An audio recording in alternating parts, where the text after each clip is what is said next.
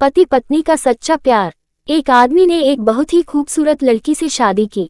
शादी के बाद दोनों की जिंदगी बहुत प्यार से गुजर रही थी। वह उसे बहुत चाहता था और उसकी खूबसूरती की हमेशा तारीफ किया करता था। लेकिन कुछ महीनों के बाद लड़की चर्मरोग स्किन डिजीज से ग्रसित हो गई और धीरे धीरे उसकी खूबसूरती जाने लगी। खुद को इस तरह देख उसके मन में डर समाने लगा कि यदि वह बदसूरत हो गई तो उसका पति उससे नफरत करने लगेगा और वह उसकी नफरत बर्दाश्त नहीं कर पाएगी। इस बीच एक दिन पति को किसी काम से शहर से बाहर जाना पड़ा। काम खत्म कर जब वह घर वापस लौट रहा था, उसका एक्सीडेंट हो गया।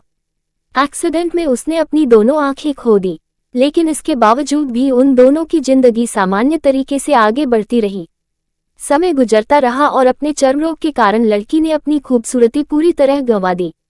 वह बदसूरत हो गई, लेकिन अंधे पति को इस बारे में कुछ भी पता नहीं था, इसलिए इसका उनके खुशहाल विवाहित जीवन पर कोई प्रभाव नहीं पड़ा। वह उसे उसी तरह प्यार करता रहा। एक दिन उस लड़की की मौत हो गई। पति अब अकेला हो गया था। वह बहुत दुखी था। वह उस शहर को छोड़कर जाना चाहता था। उसने अंतिम संस्कार की सारी क्रियाविधि पूर्ण की और शहर छोड़कर जाने लगा। तभी एक आदमी ने पीछे से उसे पुकारा और पास आकर कहा, अब तुम बिना सहारे के अकेले कैसे चल पाओगे? इतने साल तो तुम्हारी पत्नी तुम्हारी मदद किया करती थी। पति ने जवाब दिया, दोस्त, मैं अंधा नहीं हूँ, मैं बस अंधा होने का नाटक कर रहा था, क्योंकि यदि मेरी पत्नी को पता चल जाता कि मैं उसकी बदसूरती देख सकता हूँ तो यह उसे उसके रोग से ज्यादा दर्द देता। इसलिए मैंने इतने साल अंधे होने का दिखावा किया।